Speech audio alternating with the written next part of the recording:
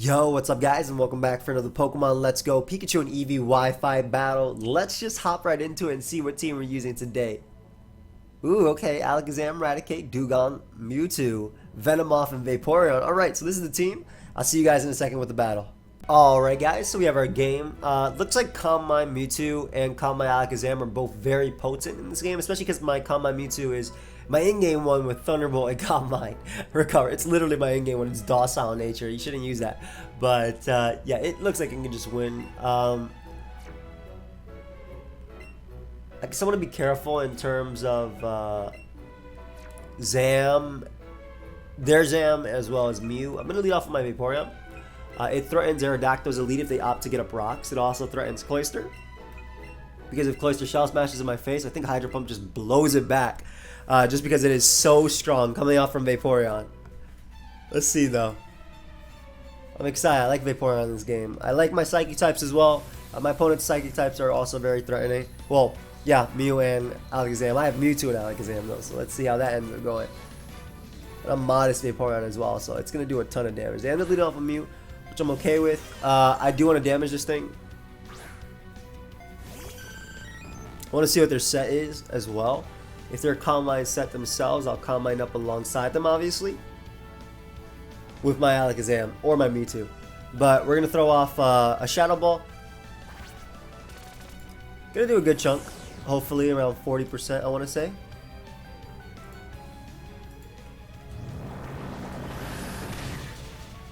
Yep, 40% exactly. And I got a Spadef drop, which is amazing because that means the next Shadow Ball may just knock them out. So we're going to throw off another one. Like, if I can get rid of Mew, that'd be awesome. This is something that threatens the majority of my team. They go for a slow U-turn, more than likely into Venusaur.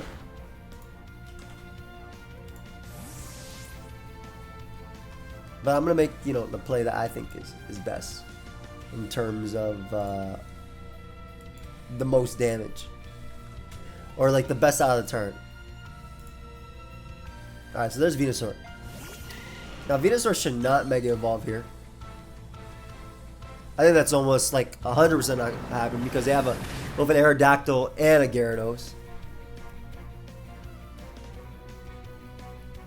Raticate can still Sucker Punch. Venomoth is still good, especially if they opt to... I don't like Raticate as much. I think Venomoth is amazing though, especially if they opt to sack Aerodactyl. Like, Quiver Dance Roost is really nice, and especially if they Mega Evolve their Gyarados.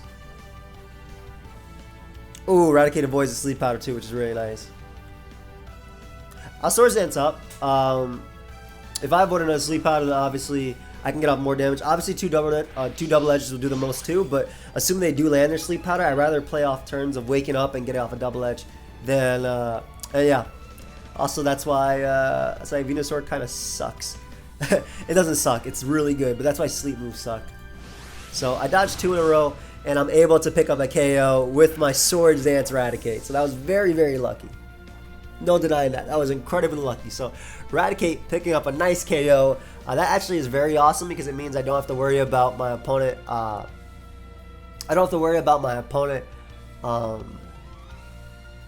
Basically sleeping my team, right? So like Dugong, he doesn't have good switch-ins now either to my water type attacks. So that was just a really, really, really good series of turns.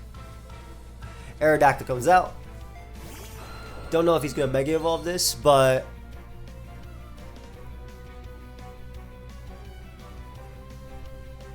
I do like the idea of just getting off damage.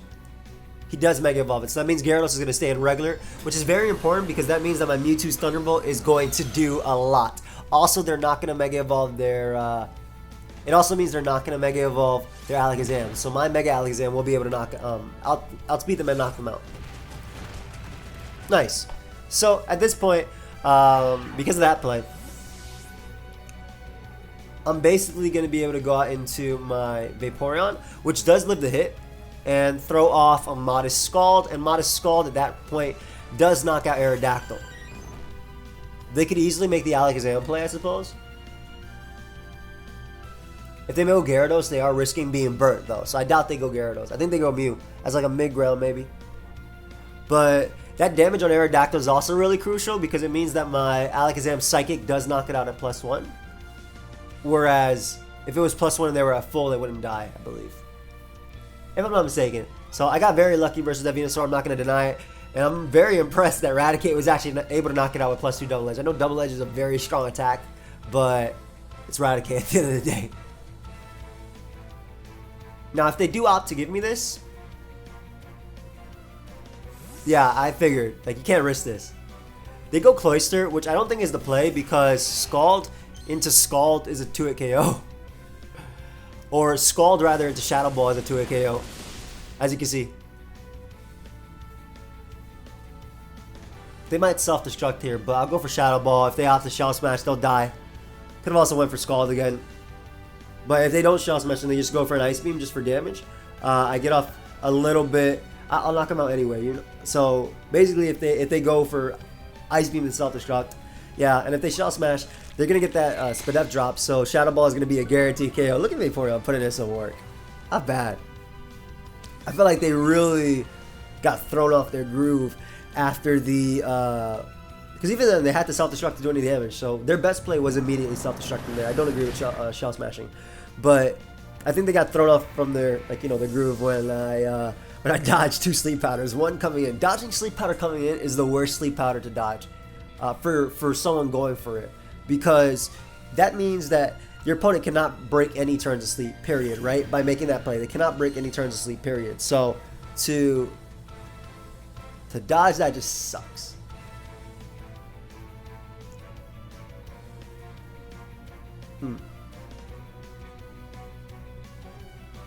I think it's fair to Shadow Ball.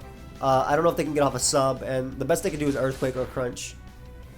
And Crunch is not stab, so it's not going to do that much. So I get off a little bit of damage on Gyarados if possible. That actually does not look like it breaks sub, but because I got the Spadef drop, I will be able to break it now. I actually should have went for Ice Beam. Don't know why I went for Shadow Ball. Ice Beam is slightly stronger. But I mean, now it doesn't matter because I got the Spadef drop. But a Shadow Ball actually hits Mew and Alakazam. So at that point, at least it doesn't matter in terms of doing damage. Look at all these after effects I keep getting. I feel like because I got double Spadef drop, I may be able to go out into my Venomoth now and attempt to go for my own Sleep Powder and then attempt to Quiver Dance up. Because of the double Spadef drop, I believe I will be able to knock out Gyarados if it's -2 and I'm +1. Let's go for a Sleep Powder because Venomoth isn't going to really do anything in this game. They have double Psychic type and they have Mega Aerodactyl, right? So I rather potentially try and do something now, if possible. I feel bad because I obviously hit that attack and my opponent didn't, but that's Pokemon. Like, and obviously as backup, I can always go Mewtwo. Let's see if we're able to do this. Because of the double Spadef drop from Shadow Ball, and again this +1, if their Gyarados doesn't get the first turn wake, which it doesn't, like I said, I think I'll be able to knock him out because this is essentially +3. Let's see.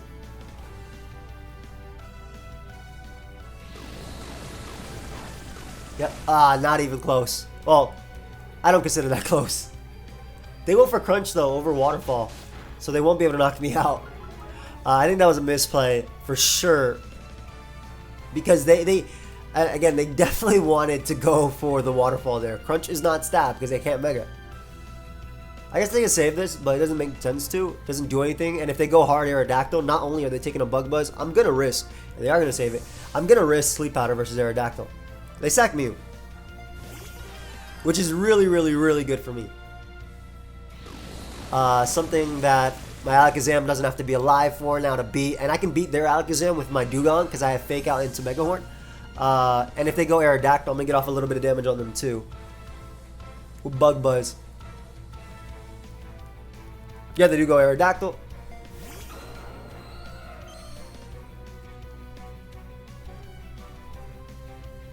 Well, it catches Bug Buzz. It's just saying that Mega Aerodactyl is still faster than +1 Venomoth because it's not like if there were EVs, it wouldn't work that way, but it's fine. I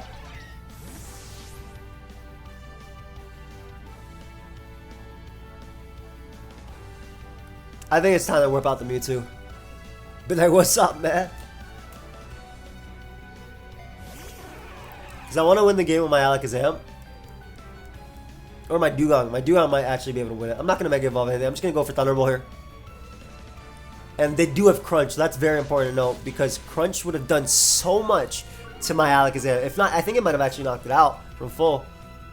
Especially, well, and I wouldn't even be at full because the Rock's up. But this Thunderbolt's going to do a good chunk. It's going to knock out the Aerodactyl. Awesome. And I don't think I'm going to lose to the Alakazam.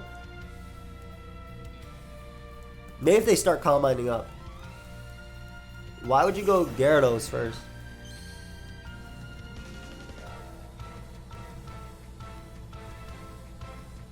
You know what? I want to make sure that my Dugong wins me this game, and I want to have it in because basically I get to go Dugong next. I click Fake Out, I get to click, and then that knocks out Gyarados. If it doesn't, Ice Shard does, and then I get to click Mega Horn versus Alakazam, and I don't give them a chance to Calm Mind up. I'm really surprised they went Gyarados though. It's like at 2%, but you know what? I'm having my end game be with my Dugong, so I should win here anyway, provided I don't miss. And even if I do miss, I have a Mega Alakazam, which outspeed a regular Alakazam. So it is time, Dugong. Do your thing. Fake Out. Anti-lead Dugong. Anti-Starmie. Anti-Alakazam. There we go. Pick up that KO.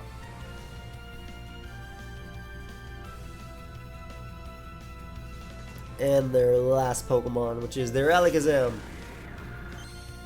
Ooh, nice and shiny. Shiny Alakazam should carry forks instead of spoons. No? Okay, I guess that's a hot take.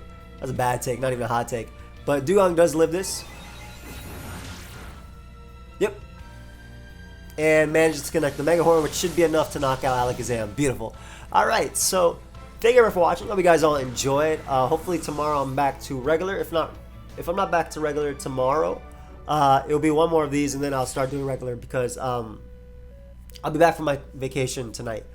Well, this video goes up Wednesday. It's Saturday when I'm recording this, but this video does go up Wednesday. But I hope you guys all enjoyed. Of course, if you did, feel free to leave a like and subscribe. I'll see you guys next time. Goodbye, my friends.